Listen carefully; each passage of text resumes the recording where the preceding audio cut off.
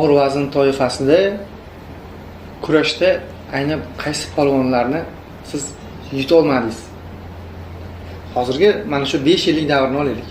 Hozirgi 5 yillik davrda kurashib kelayotgan. Kurashib kelayotgan 5 yillikdagi og'ir vazndagi mana shu respublikamiz bo'yicha Shermuhammad yutganman zo'r sportchilar qatorida. Hozirgi davrda zo'r kurashayotgan Orquvot ukamiz zo'r kurashadi. U bilan yaqinda kurashdim. Bekmurod Oltiboyev bilan ko'p kurashganman. Turnirda bo'ldi. Uni ham yutib mag'lubiyat haqli vaziyat bo'lgan. Sherali Jo'rayev bilan hozir muntazam zo'r kurashib kelayotgan sportchi bo'lsa, katta natija qilib, Sherali aka bilan ham shunaqa holat bo'lgan. Muhsin aka bilan ham ularda ham yutganman. Yana qaysi sportchilar bor ekan? Hozir yaxshi natijada yurgan. Zohid polvon bilan ham xuddi shunaqa vaziyat bo'lgan.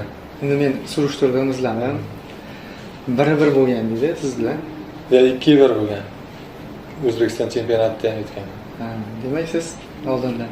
Bo'lmasa Zohid polvonni xudo xolasa kutamiz-a.